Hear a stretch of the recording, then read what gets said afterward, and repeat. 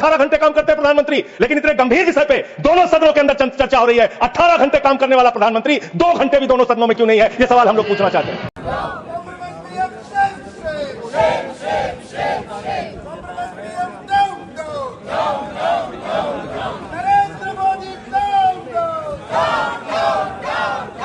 संसद से भाग खड़े हुए मोदी विपक्ष के एक भी सवाल का जवाब देने में हुए असमर्थ।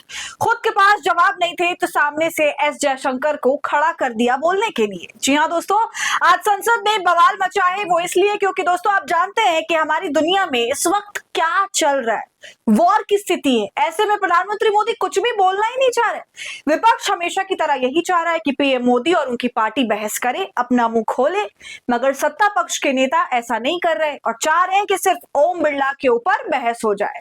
तो दोस्तों आज संसद के अंदर क्या कुछ हुआ आपको मैं विस्तार से बताने वाली हूँ इस वीडियो में। क्या हंगामा हुआ, क्या बवाल देखने को मिला, इसकी चर्चा करेंगे, तो आप कहीं मत जाइएगा, वीडियो को पूरा देखिएगा। नमस्कार, आदाब, आप देख रहे हैं खबर अड्डा और मैं हूं आपके साथ सुम्बुलीराम। दोस्तों वीडियो शुरू करने से पहले एक छोटी सी अपील, आप हमारी आजाद पत्रकारिता को पसंद करते हैं और चाहते हैं हम इसी तरह सत्ता से सवाल करें, गोदी मीडिया का सच आपको बताएं, तो हमें आपसे आर्थिक सपोर्ट की जरूरत है। आप स्क्रीन पर दिए क्यूआर कोड या फिर यूपीआई आईडी के जरिए हमारी मदद कर सकते हैं।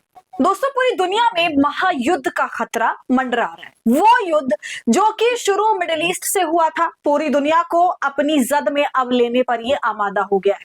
पूरी दुनिया में भयानक आर्थिक मंदी आने के आसार है। शेयर बाजार क्रैश हो चुका है, बहुत बुरी तरीके से अरबों खरबों रुपया डूब गया है लोगों का भारत में।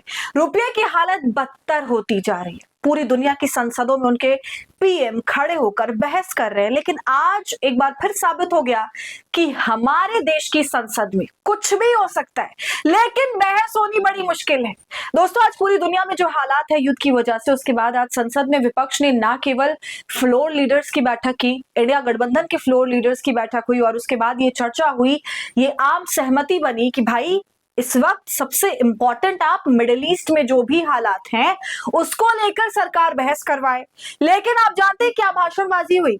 हालत ये हो गई दोस्तों कि विपक्ष ने ना केवल जबरदस्त हंगामा किया संसद के अंदर, बल्कि संसद के बाहर भी। जी हाँ, अपनी सरकार पर दोस्तों मुझे पर्सनली खुद इतना अचंभा होता है कि किस मिट्टी के बने हैं। देश में दुनिया में इतना सब कुछ हो रहा है और ये बहस नहीं चाहते। बहस चलिए छोड़िए, पीएम मोदी तो खुद एक ऐसी स्थिति में है, इतनी बुरी स्थिति में है कि उन्होंने ईरान के ऊपर कुछ भी बोलना गवारा नहीं समझा।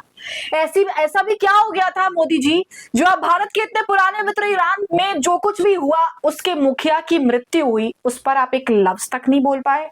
इस पूरे माहौल को लेकर पीएम मोदी और भारतीय जनता पार्टी समस्त चुप्पी साध रखी है, जबकि ये बिल्कुल अच्छी बात नहीं है। भारत एक स्ट्रॉन्ग देश रहा है हमेशा से, इसका अपना ओपिनियन रहा है इसके नेताओं का, मगर इस छवि को यकीनन बीजेपी बहुत ही खराब करती जा रही है। और दोस्तों एटलीस्ट हम इनसे क्या उम्मीद कर सकते हैं कि ये संसद में खड़े होकर उन मुद्दों पर बात कर लें जिन पर बात करना जरूरी है, अहम है।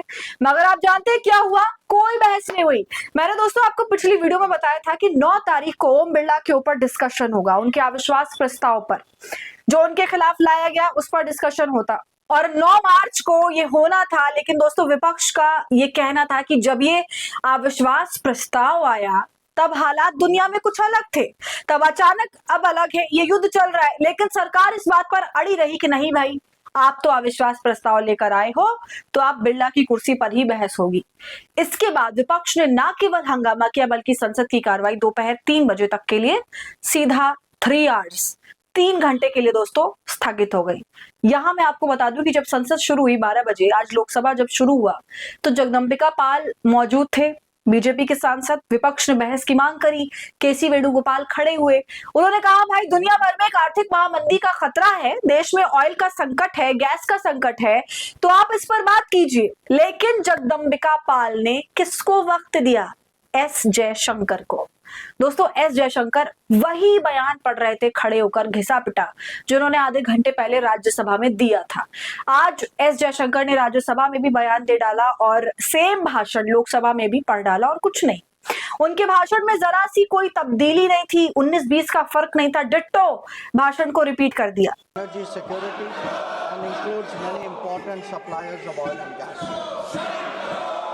Chairman sir. The Gulf is also a major trade partner, accounting for US dollars. आप लोगों से आग्रह है कि जो सवाल आप उठा रहे हैं उसी सवाल का जवाब सरकार की तरफ से विदेश मंत्री जी दे रहे हैं। अगर आपकी चिंता है कि भारत के लोग गल्फ में हैं, भारत के लोग ईरान में हैं, मिडिल ईस्ट में हैं, तो क्या कार्रवाई सरकार कर रही, आप क्या परिचय दे रहे हैं? अगर सरकार की तरफ से आपके उस चिंता का स्टेटमेंट आ रहा है, आपके इशूज पे स्टेटमेंट आ रहा है, तो मैं आग्रह करूंगा कि आप लोग सदन को कृपया सुचारू रूप से चलने दें। इस पर विपक्ष ने कहा कि आप हमें वही चीज मत परोसिए जो हम ऑलरेडी अभी सुनकर आए हैं। हमें इस मुद्दे पर बहस चाहिए कि ईरान इजराइल की लड़ाई जो हुई और जो पॉलिटिक्स का जो पूरा मुद्दा है उस पर हमें बहस चाहिए। और दोस्तों समझने वाली बात है, ध्यान दिया जाए अगर इस बात पर, तो मुझे तो नहीं लगता कि ये कोई गलत मांग थी, क्योंकि उस वक्त मामले कुछ और चल रहे थे देश के अंदर। अब अहम मुद्दा हमारे भारत में वही था, उस टाइम वही नैरेटिव था जो भाजपा चला रही थी। इसके खिलाफ विपक्ष कोशिश कर रहा था कि नैरेटिव को खत्म किया जाए, मगर अब देश के दुनिया के भीषण हालात है, बहुत खराब हालात है।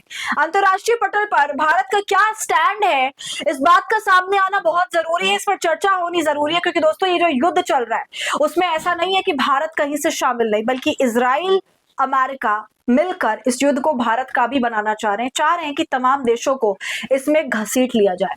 मिडिल ईस्ट तो पूरा आ चुका है इसके अंदर, और दूसरी तरफ अमेरिका का कोई साथ नहीं दे रहा, उसके ही जो साथी मुल्क है वो उसका साथ नहीं दे रहे, हाथ खड़ा कर चुके हैं।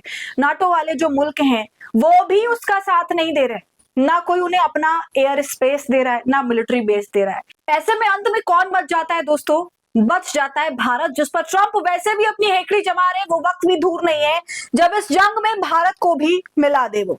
लेकिन सत्ता पक्ष है कि इस मुद्दे पर कोई बातचीत करना नहीं चाह रहा, कुछ बोलना नहीं चाह रहा। वो इस बात पर आ गया है कि नहीं, आज तो चर्चा ओम बिरला के ऊपर ही होगी। फिर इसके बाद दोस्तों ऐसा होता है कि ये पूरा मामला, संसद की कार्रवाई जो है स्थगित हो जाती है 3 घंटे के लिए, और संसद के बाहर विपक्ष जबरदस्त प्रोटेस्ट जैसा माहौल क्रिएट करता है। सब पोस्टर बैनर्स लेकर खड़े हो जाते हैं और इस मांग पर बोला जाता है कि इजराइल में, ईरान में, मिडिल ईस्ट में भारतीय लोग जो हैं वो फंसे हुए हैं। इसके अलावा तेल के ऊपर बवाल मचा हुआ है, दाम बढ़ गए, हमें तेल मिल नहीं रहा ईरान वाले रास्ते से, और अमेरिका कह रहा है कि हम अलाउ करते हैं आपको कि 30 दिन के लिए आप रशिया से तेल ले लो, हम आपको इजाजत देते हैं। तो ऐसी बड़ी बड़ी चीज होगी हमारे देश में। इन सब चीजों को लेकर हमारी विदेश नीति क्या है, बयान क्या है, सरकार ही तो बताएगी ना दोस्तों। और उनसे सवाल पूछा जाएगा कि आप चुप क्यों हैं, इतनी गंभीर हालात है और हमारे देश की विदेश नीति सरकार ने दांव पर रख दी है, गिरवी रख दी है, बल्कि जवाब के नाम पर ठेंगा दिखा रखा है सरकार हमें, और ये भी चाह रही है कि इनसे सवाल भी ना पूछा जाए। तो दोस्तों आप बताइए पूरे मामले पर आपका क्या कहना है, कमेंट कर जरूर बताएं। वीडियो को लाइक और शेयर करें। खबर अड्डा को यूट्यूब पर सब्सक्राइब कर लें।